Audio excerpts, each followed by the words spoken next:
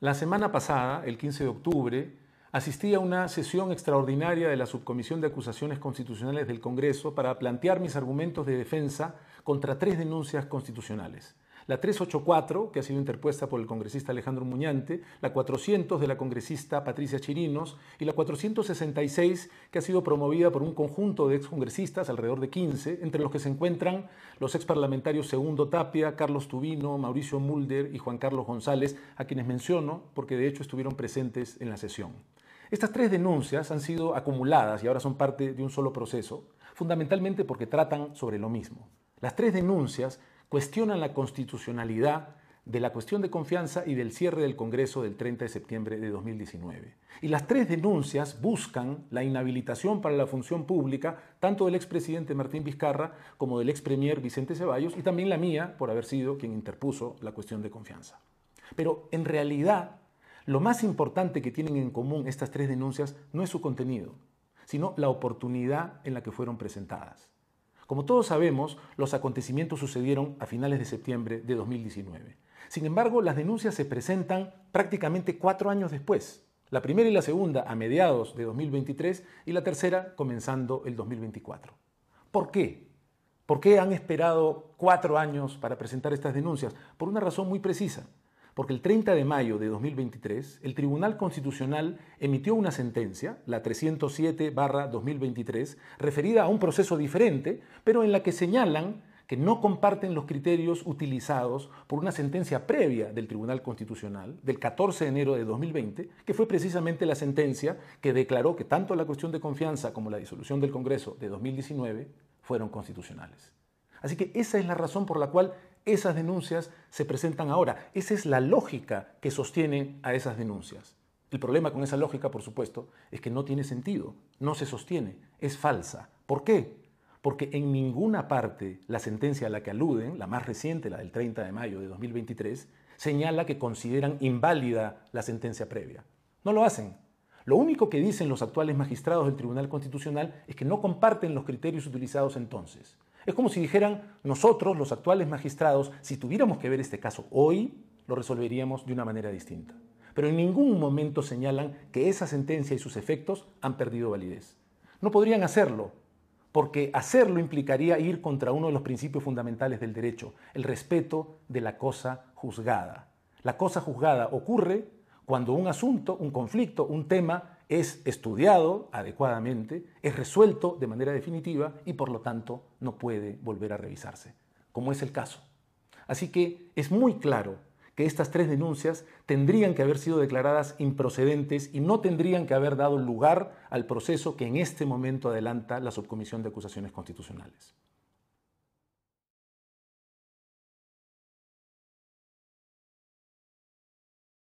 Ahora, con independencia de lo que acabo de señalar, que ya de por sí tendría que descalificar a estas tres denuncias, me voy a permitir analizar los dos argumentos principales que los denunciantes presentan contra la cuestión de confianza, porque es el caso que individualmente me toca a mí. En primer lugar, los denunciantes señalan que la cuestión de confianza del 30 de septiembre de 2019 habría sido, según ellos, inconstitucional porque el Poder Ejecutivo no puede plantear una cuestión de confianza sobre materias que no sean de su propia facultad. Esto, una vez más, es totalmente falso. O en todo caso, era totalmente falso en septiembre de 2019. Nuestra Constitución, la de 1993, regula la cuestión de confianza de manera abierta y esto se ha dicho con total claridad desde el principio. De hecho, mientras se discutía la Constitución, uno de los parlamentarios constituyentes, curiosamente Enrique Chirino Soto, señaló que el Poder Ejecutivo puede plantear una cuestión de confianza sobre lo que quiera. El primer ministro puede presentarla cuando quiera y como quiera. Así, de manera totalmente abierta. Pero esto no es todo. En noviembre de 2018, el Tribunal Constitucional, entonces presidido por el magistrado Ernesto Blume, declaró de manera unánime la inconstitucionalidad de una modificación al reglamento del Congreso que pretendía precisamente restringir la posibilidad del Poder Ejecutivo para plantear cuestiones de confianza. De manera explícita en su sentencia del 6 de noviembre de 2018, ese tribunal señaló que la cuestión de confianza en nuestra Constitución fue regulada de manera abierta, sin admitir ninguna restricción. Y señaló también que hacerlo, que aplicarle algún tipo de restricciones, atentaba directamente contra el principio de balance entre poderes, que es parte de nuestro sistema constitucional de gobierno. De forma que, al 30 de septiembre de 2019, era absolutamente legítimo y constitucional presentar la cuestión de confianza en los términos en los que la planteé, solicitándole al Parlamento que detenga el acelerado proceso de nombramiento de magistrados constitucionales y que lo cambiara por uno que ofreciera mayor transparencia. Esto era constitucional entonces y tendría que serlo todavía. Sin embargo, el actual Parlamento en octubre de 2021 aprobó una nueva ley, la 31355, que entre otras cosas señala que el Poder Ejecutivo solo puede plantear cuestiones de confianza sobre asuntos que son de su competencia y que estén directamente relacionados con su política general de gobierno. Esto no respeta el espíritu de la Constitución, pero finalmente es la ley actualmente y ha sido respaldada por el Tribunal Constitucional. Pero como todos sabemos, y como los denunciantes saben o deberían saber, la ley no puede tener efectos retroactivos.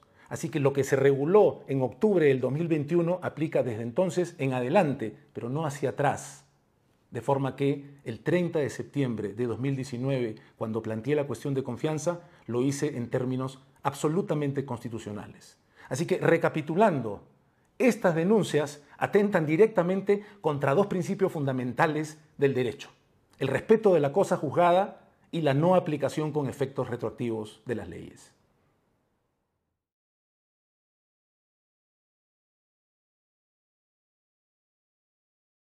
Por último, el segundo argumento que presentan los denunciantes en mi contra es que, según ellos, el Consejo de Ministros no me habría autorizado a presentar la cuestión de confianza en los términos en los que la interpuse el 30 de septiembre. Efectivamente, eso es lo que señalan los denunciantes. Según ellos, el Consejo de Ministros me habría autorizado a presentar una cuestión de confianza respecto del proyecto de ley con el que solicitábamos se modifique el procedimiento de elección de magistrados del Tribunal Constitucional, pero no para que le pidamos al Congreso que detuviera el procedimiento de elección de magistrados que en ese momento tenía en curso. Efectivamente, suena absurdo, porque bajo esa lógica, el único objetivo que tenía el Poder Ejecutivo era decirle al Congreso: queremos cambiar la forma de elegir magistrados del Tribunal Constitucional en el futuro, pero no ahora. Pensémoslo un poquito. Me habrían cerrado la puerta del hemiciclo y habrían hecho todo lo que hicieron para impedir que tuviera la palabra, y cuando me la dieron solo por 10 minutos porque estaban preocupadísimos de que el Poder Ejecutivo modificara las normas de elección de magistrados del Tribunal Constitucional en el futuro, pero no en ese momento. Por supuesto que no. Si eso hubiera sido la lógica, me habrían recibido con la mayor amabilidad y me habrían dejado hablar todo el tiempo que fuera necesario. ¿En qué se basan para decir esto? En que, según los denunciantes, las actas de las sesiones del Consejo de Ministros no dicen de manera explícita que, además de presentar un proyecto de ley, le queríamos solicitar al Congreso que detuviera el procedimiento de elección en ese momento en curso. Ante esto, ya he declarado en la subcomisión tres cosas.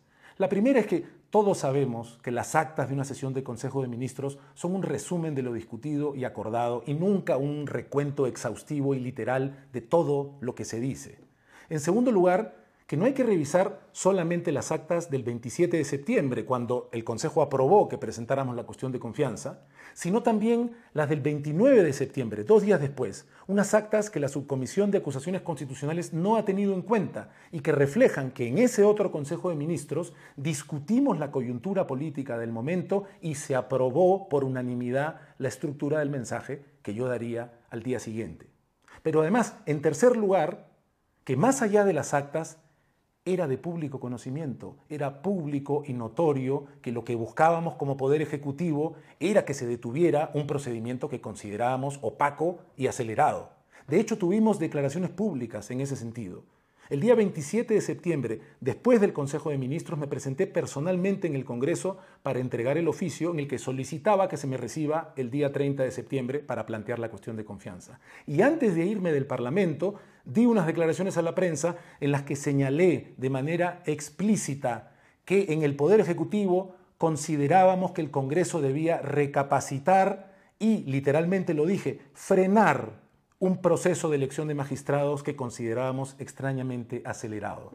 No solo esas declaraciones públicas, ese mismo día, más temprano, el entonces presidente de la República dio un mensaje a la nación en el que decía que el Congreso había convocado de manera acelerada a un pleno para el día 30 de septiembre para nombrar a magistrados del Tribunal Constitucional que respondieran a sus intereses y no los de la nación, y que por eso el Poder Ejecutivo plantearía una cuestión de confianza para modificar la forma de elección de ese proceso de elección de magistrados.